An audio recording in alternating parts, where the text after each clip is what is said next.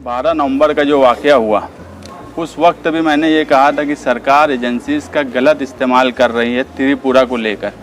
उस बात में तो अब 100% यकीन हो गया कि मालेगांव शहर के साथ जो हुआ कि सरकार एजेंसीज का गलत इस्तेमाल कर रही है, वो पुलिस डिपार्टमेंट हो कि दूसरी एजेंसीज हो। और जो खेल पूरे मुल्क में खेला जा रहा है कि वो सेंट्रल गवर्नमेंट हो या स्टेट गवर्नमेंट हो, अगर इनके मिनिस्टर जेल जाते हैं तो बोलते हैं कि यार सेंट्रल गवर्नमेंट यानी एजेंसीज़ का गलत इस्तेमाल कर रही हैं। तो मालेगांव शहर के साथ क्या हुआ?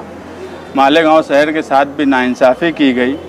मैं जो है अभी 2 दिन, क्योंकि अभी भी 56 लोग जेल में बंद है और उनको रिहा कराना ये सबसे पहली मेरी जिम्मेदारी है। तो 2 दिन तक वकला से मशवरा करके उनके घरों पर मुलाकात करके उन लोगों से बातचीत करूँगा और किस तरह जल्द से जल्द और इंशाअल्लाह रमज़ान से पहले उनको रिहाई मिले, इसकी हमारी तरफ से, पार्टी की तरफ से पूरी ताकत से कोशिश की जाएंगी।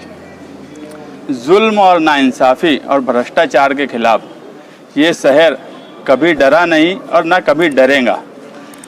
मेरे जेल जाने के बाद लोगों ने पार्टी की सदर जो है शान हिंद, उसको भी कुछ अपोजिशन पार्टी के लोगों ने परेशान करने की कोशिश की, मगर वो ये नहीं जानते थे कि वो निहाल अहमद की लड़की है, वो मालेगांव शहर की बेटी है। वो किसी के बाप से डरने वाली नहीं और ना वो डरी। उसने पार्टी को भी संभाला, उसने शहर की भी नुमाइंदगी की। इस पर मुझे फ़ख्र है।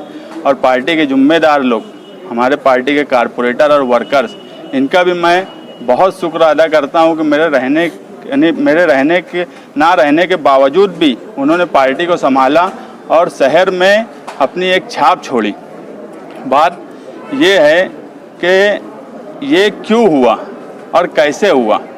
2 दिन में इनसे मशवरा करने के बाद एक प्रेस कॉन्फ्रेंस ली जाएंगी पार्टी की तरफ से और गांधी मार्च का ऐलान होगा। और उस गांधी मार्च में जुल्म, नाइंसाफ़ी और भ्रष्टाचार के खिलाफ जो लोगों ने ये जुल्म किया है और जिनके वजह से ये जुल्म हुआ है, वो सरकार में बड़ी पार्टियां हो कि मालेगांव शहर में लोकल लोग हो, उनका मुँह तोड़ जवाब मालेगांव शहर देगा। मैं इससे पहले भी कहा कि मालेगांव शहर कभी डरा नहीं और ना कभी डरेगा। तो और आज जो है मैं एडवोकेट अब्दुल अजीम खान, फारूक मेमन, खलील अंसारी और उनके साथ जो दूसरे वकला थे, उन सब का शुक्र अदा करता हूं कि उन्होंने जुडिशरी पे हमारा भरोसा और बढ़ा दिया। जुडिशरी सिस्टम पर जो लोग ये समझ रहे थे कि यार जुडिशरी से इंसाफ नहीं मिलेगा, हम पहले वक्त से कहते आए हैं कि जुडिशरी पर ही हमको भरोसा है, कल भी था और आज भी है। और इस मुल्क में हम हमेशा गांधी को माने।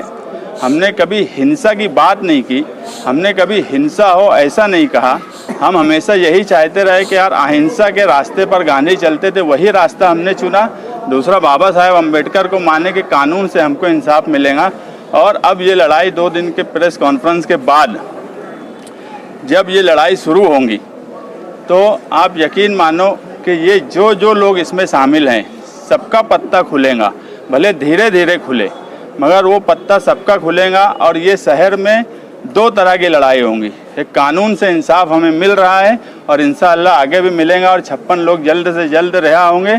और ये लड़ाई अब अवामी अदालत में जाएंगी और अवामी अदालत में भी जल्द ही जो जुल्म, भ्रष्टाचार, नाइंसाफ़ी कर रहे हैं उनके खिलाफ एक माहौल बनेगा। और मैं बोला गांधी मार्च के बाद ये आंधी की तरह इस शहर से उड़ जाएंगे जिन्होंने ये जुल्म किया है। और ये शहर देखेगा और शहर को इस वक्त इत्तेहाद की ज़रूरत है। कुछ लोग बज़ाहिर कुछ करते हुए दिख रहे हैं, मगर वो काम बिगाड़ने की कोशिश कर रहे हैं।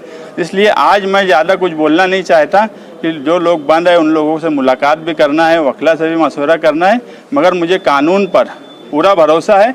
और आवाम की अदालत में जब हम जाएंगे तो उस पर भी मुझे उतना ही भरोसा है जितना कानून पर भरोसा है। ये दोनों लड़ाई इंशाअल्लाह मालेगांव शहर जीतेंगे।